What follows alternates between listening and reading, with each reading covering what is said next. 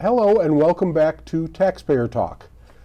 Tonight we are visiting in the aftermath of the referendum on Northland's Needham Street project. As most of you know, the ordinance has passed and it will go ahead as envisioned, if you will. So tonight we wanted to talk to two of the leaders of the group that was taking a position to vote no. They've both been on the show, in fact our last show. So Randy Block and Julie Irish have been kind enough to join us again. Each are long-term residents, each one is a long-term resident of Newton, and both are leaders of the Right Size Newton and Committee for Responsible Development groups. My first thought is I hope you've begun to catch up on your sleep a little bit and get a little rest, because God knows you worked very hard on this. A little bit? We did. Yeah. We did. I think it was more the sleeping patterns that were disrupted Right. as opposed to the total number of hours. But That yes, makes it's sense. starting Yeah. to settle, definitely. Right. Well, very good. Well, from my personal point of view, I think the community owes you a real thank you, and I'm sure you've heard it, but you deserve it, and I can tell you I do, and the rest of NTA thanks you too. Okay. Well, thank you. Thanks. So now let's reflect on where we're at as of now. Just take a snapshot of it. You haven't had a lot of time to process all this, and that will just have to happen going forward. But I want to start with just a simple sort of reflective thought, which is, how do you feel now? You didn't get the result you wanted, but how do you feel? How do you Julie? feel, Julie? Still tired, but obviously, disappointed that things didn't go. Sure, sure. But there was, I learned a lot. There's some highs and lows of it. I think coming out from the experience, there were some great conversations. I learned a lot. Most of my conversations had been in Upper Falls, so through this process, had many conversations from people outside the neighborhood, and that was helpful. And that was just hearing their perspective was interesting. So there was some benefit of reaching out and going door to door and different neighborhoods. Well, you've gotten to know your broader community, exactly. which is wonderful. Yeah, and some neighborhoods streets I'd never been down. Right. So it's a big city. it is. It is. Well, and you had said something similar when you talked about gathering signatures on our last show, and you do meet a lot of different people. I with do. not broadly different perspective, but somewhat different. It's Absolutely. interesting to see it and hear it. Yes, so you kind of after talking, having this sort of the same conversations with people in your neighborhood, it's hearing a different perspective or asking different questions. That's really helpful. Yeah. So there was something, Very good. something gained out of the experience. Well, that's nice. And Randy, you've been through something like this with Riverside in terms of being active in the community and helping address these things. But a referendum is a different whole animal. different thing. All right. Well, then how do you feel about it? Well, I think I mentioned last time, I'm a numbers person. And so as soon as the city clerk's website had the final numbers, that was one of the first things I did. Print it out and start looking at them. And I with my background, I've always felt that every number has a story to tell. And in my career, it's my job to figure out what that story is and to tell it to other people, and maybe they could use it for something. And I think it's the same thing with the data from the election. The yes side got about 5,000 more votes, so it was 18,000 plus to 13,000 plus. But that's just the beginning of what you can learn from it. And what I went right to was which precincts and maybe which wards voted the opposite way as a city, and what does that tell you? And the two neighborhoods on either side of this development, Upper Falls and parts of Newton Highlands, they are roughly precincts 5-1 and 8-3, and they voted no in the exact percentage that the whole city voted yes. So the whole city was 58% yes, and these two precincts, one of which is where Julie lives, was 58 no. So a mirror image. So it's a mirror image, and what I would say about that is I think that's a warning. I don't think that's a healthy thing, that the people who are going to be most affected by this had a very different desire and a very different voting pattern than the people who were farther away. Yeah. And Yep. For whatever that's worth, I think we should be careful as Yeah. a city when that sort of thing happens. Well, that's right. That's a perfect segue into the next question, which was brilliantly done. So thank you. Well, okay, glad to help. Yeah, there's in urban planning, and it's not just urban planning, it's the whole country and other countries. It's the not in my backyard thing. It was always famous with nuclear power plants. You know, for a while, people thought they were great as long as they were over there. And there's some of that here. You're saying the people who were near the development came out more no, and the people who were not near here were willing to go ahead with it because, you know, it seems clear to Sure. me that that's the case. And that can be destructive to a community. I don't know. I mean, you know, one of these neighborhoods is yours. My neighborhood also voted against this, voted no. It was one of the few precincts that voted no that wasn't immediately adjacent to this. I live in Lower Falls, and I attribute that to the Riverside effect, that we went through that and still are actually going through that process, and we're very worried about the kind of impact that a big development, you know, a mile away will have on our neighborhood. I would, it's tempting to use the phrase NIMBY to characterize neighborhoods that don't want some kind of change. I think of it as they're better informed than the Well, right, average right. person. And that's really what I'm They're talking about. they're following it more closely. They have more at stake, and I know I had heard about other developments in Newton, Austin Street, Orr Block, and in fact Northland, and I didn't live particularly anywhere near them. I would drive by those places from time to time, but they were, I was pretty uninformed about those things, and only when they would wrap up and you'd read about what happened, I'd say, oh, well, that's kind of interesting. So what did Yeah. Yeah, absolutely. Because I agree. If you look at the neighbors who were at the land use meetings, public hearing, those are mostly Upper Falls residents.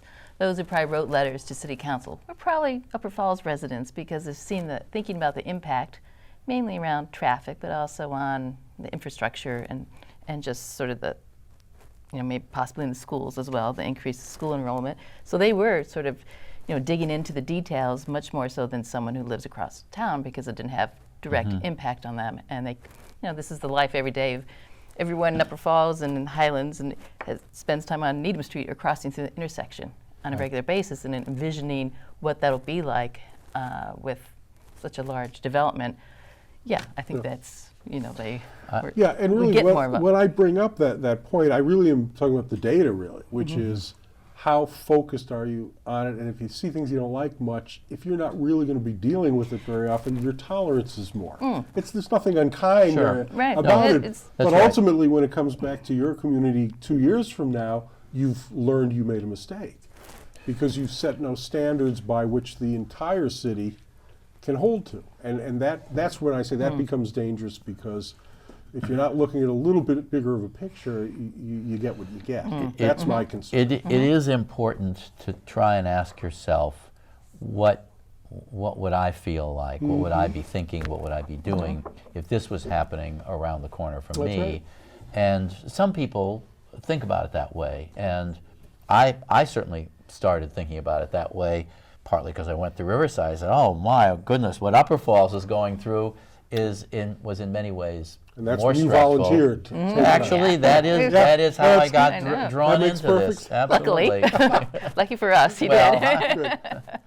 Good. Well, I asked the question because it makes me wonder: is that something we can all learn from this? Which is to say, is it is this something we wish on everyone? And I think that deserves some the thing I would some say good is, thought. I think it's very human to focus on true. what's nearby and what is going to affect you more than something that's distant, even if it's just across town kind of distance. And if it's another country, well, it's even more, even though we ought to be concerned about, pick your poison.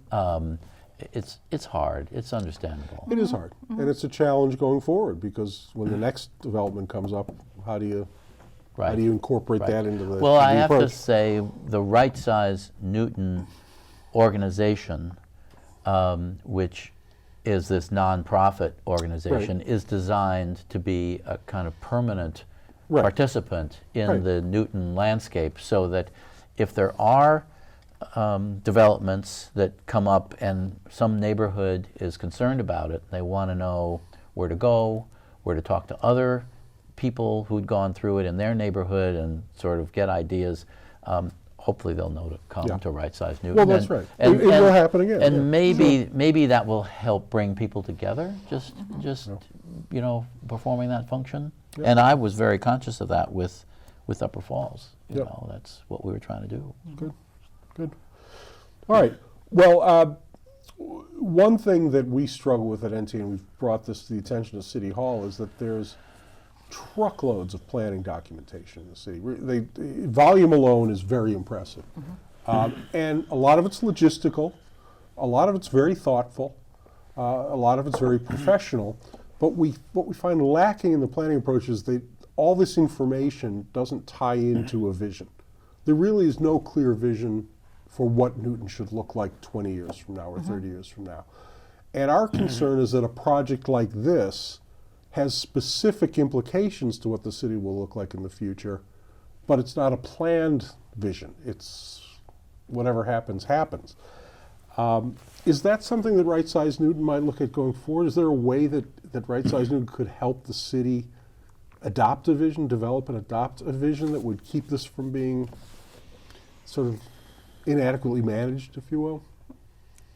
Well, one piece of it, I think, would be around transportation, because that's so much of the issue in the development with the Northland project was the fact that it wasn't a transit-oriented development, and that was many meetings and lots of discussion. So I think maybe looking as part of that vision would be to look at, taking a careful look at the existing public transportation that's there, how to build that out, how that might map on to development, because that seems to be the real sticking point. If you're going to build, you have to transport people, and I think it's whether it's investing in roads or working more with MBTA or whatever it is, I think that should be in the background before anything else is done, is looking at the transportation. And the funny thing is, I think there's a consensus to do that. When I go to land use hearings or city council hearings, and people talk about where development should go, putting it on the commuter rail, putting it on MBT stops, bus lines, those are very much on people's minds. And when Northland came along and proposed this, and it isn't anywhere near MBTA stop, it isn't near commuter rail, the bus, I don't know what buses go near there, but it's not very robust, those principles seem to fade as factors. So even when there's a consensus about at least a principle, I wouldn't know that I call it a vision, but it's sort of a component of a vision, when it doesn't apply and people still want to go ahead, it just fades as a factor. And that was odd, I found, in all this. Yeah. Well, the problem is when you talk about transportation as an example, it's a much bigger picture. Right. So it's very hard to focus on it. But I'm wondering, is there an opportunity here to take lessons from this to say, is now the time to try to really get our hands around this so that the next big open lot that happens, there's something in the works? Yeah, I was just thinking about maybe when residents would talk about the opening of the Kendrick Street exit, that even that was not part of the conversation or part of the traffic impact analysis. That was a surprise, It was. as I recall. Yeah. And so that really had a lot of impact on certain neighborhoods and streets, because for cut-throughs or where it was. So that didn't seem like that was, so that recently added traffic to the area, and really didn't seem that was part of the plan or the vision or the analysis. Yeah. So Well, that's it's right. like just sort of going a little more broadly. And by the way, that's very comparable to what's going on at the Northland site, because what's happened is that additional traffic, in part, some of it's bleeding off into the office park, but some of it is hitting the light at the JCC because that area wasn't properly developed for the traffic that was coming. Right. Well, you have the same kind of bottlenecks at the Northland, at the corner of Oak and and Needham Street. So we can learn from Yeah, this. it How do is. we do that? We're not getting any more land, and most of the roads can't be widened that far. So we're stuck with what we have, and But I'll taking. tell you, in other cities over the years, they find a way to widen it. And if we Because can, you have to. if we have, That's why yeah. it happens. There's no alternative. Well, if your question is what can right-sized Newton do about this, I'm Yeah. not so sure Yeah. that we're in a position to tell the city No, but what to do. but you could advocate. We can We could absolutely advocate, and I think we have been advocating. There's a lot of advocacy around housing in the area, and I think people do understand that we need a much better transportation system, mass transit system than we have, but I don't get the sense that there's quite the same dedication to advocating for that. And if we had a green line that really worked well and was reliable, and people could get downtown in 30, 45 minutes instead of they don't know if they're going to make it, so they can't take it because they got to get to work on time. A lot of people have said that. Yep. Commuter rail is better, but doesn't run as often, and even that sometimes is undependable. So we've got to tune this up, and we're as a region, we're going to pay a price. We probably are paying a price for not having a really good transportation system, and the governor works on that, and various other people. But we could be more of an advocate in Newton ourselves for that. Okay. Well, let me ask this question. It relates to our next question. Can some of your role going forward be to make efforts to expedite some of these things? We just talked about transportation. Is there an opportunity to maybe help expedite that? And the other one I've got is the school. I mean, the countryside, they're working on it, they're looking at it, but nothing was resolved, and they're going to get what they get in terms of students from the Northland project. So there too, is there any role for you to help expedite that planning so you resolve those issues in a meaningful time frame? Well, I think, first of all, I don't believe the school committee could tell you today where the students will go to school who are going to live in the Northland complex. Because they may change it. Well, there are 3 different schools that Upper Falls families send their kids to. Okay. And Good point. And whether Yep. it's Countryside or Zervis or Ainger, and whether one or more of those schools would be expanded, I don't know. I mean, Ainger and Zervis are pretty new at this point. Yep.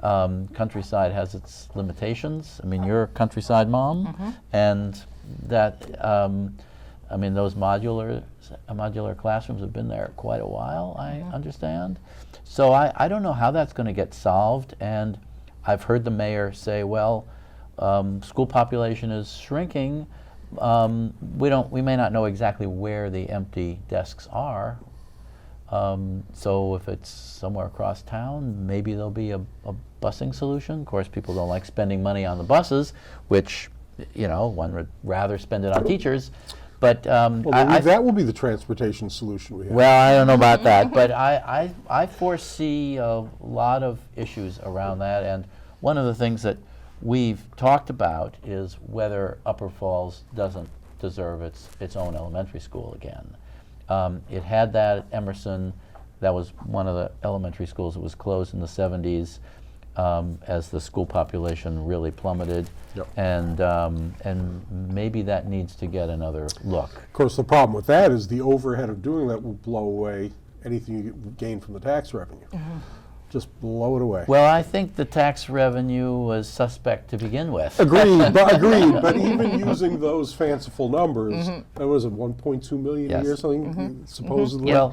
Although I didn't buy the analysis either, but if you accept Yeah. it, just for argument's sake, Yeah. the overhead of a new school is going to eat that. Well, one of pretty the quick. things about these fiscal impact studies that are required, they all say, and this excludes capital expenses. Because that's not real money?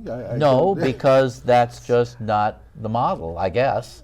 And why it excludes capital expenses is a mystery. It's not hard to figure that out. It isn't that hard to figure out, No. and it wouldn't be that hard to put a number to it, and it ought to be just standard. Right. But it would make these look more costly than they do now. They would be Because they are. because it would be more accurate. To be truthful, oh my. Well, this isn't news. I mean, what we're talking about now. I mean, people in the city council know this. People in the planning and development department know this. The developers all know this. They all put a sentence in there. That's all it gets. Sentence. So, if your fire department needs a fire truck, if your school needs more classrooms built, that's not part of this analysis. And why not? I have no idea. I really don't. Lovely. Yes. Well, One of my least favorite things. our city could do better, and maybe this is one reason why the mayor and others talk about the fiscal difficulties that we're facing, the unfunded pension liability, and the squeeze that's going to put on us. Sure. We may have ignored data or not looked at data that, if it had been put in front of us, maybe would have caused us to make other decisions, or at least other kinds of plans to take them into account. Or a plan. Yeah, or a plan, They right? just spent the cash they had. That's what happened. Okay, well that makes sense, and certainly the school issue is the more complicated. And to the city's credit, I know they are working hard now on Countryside, and one of the options is to just rebuild it entirely, which I think may well be the ultimate solution. And if you're doing that, then you can scale it in whatever Sure. way Yeah. you find Sure. is appropriate. Well, at the very least, Upper Falls should all go to the same school. I mean, I would think that if would be I preferable. if I Yes. lived in Upper Falls, I'd be up in arms over this, and I know a lot of Well, people we are have upset. there's a long history of that. Yes. And when they, it's it's an still, old wound. it's a very old one, but it's still very raw Yes. for many people. And yeah, going to have 3 different schools in one neighborhood is. Well, I think that exacerbates the wound. I mean, Lower Falls lost its elementary school too in the 70s. And it's a long, complicated story. Families could go to one of 2 schools, Williams or Ainger, but it's basically been the same school for quite some time. And Yeah. now all of Lower Falls goes to Ainger. And that really helps solidify the community when that happens. So that Yeah, no, kids- it's important. Kids see you each want to be in other school and- with your neighbors. Yeah. Absolutely. No, right. you do have the choice, but everyone makes their own choice. So it's Right. sort of, it's not It even takes by care of street, itself. it's sort of by family's decision. So. Right, and that's okay as long as you have enough capacity Right. to handle it. And it's pretty easy to anticipate that reality. It's just human nature.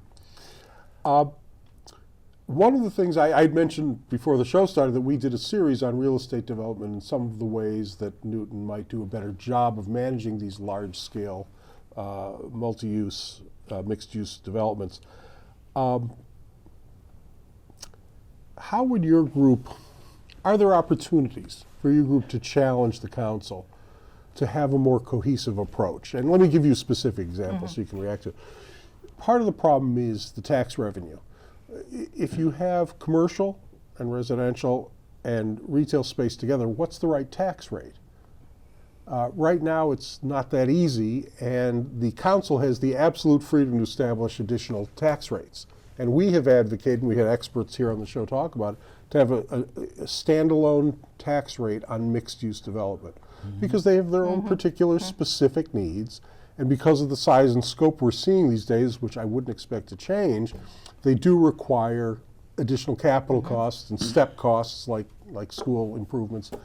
So all those things really need to be addressed in a cohesive way, and I think the lack of preparedness for that really shone through in the discussions leading up to the election. Is this a good time to challenge the council on that point and say, look, we're all set now on Needham Street, but look what happened. Is there a way to get at this? Well, I come back to the fiscal analysis statements that developers make. If those are distorted because you leave out capital expenses, Right.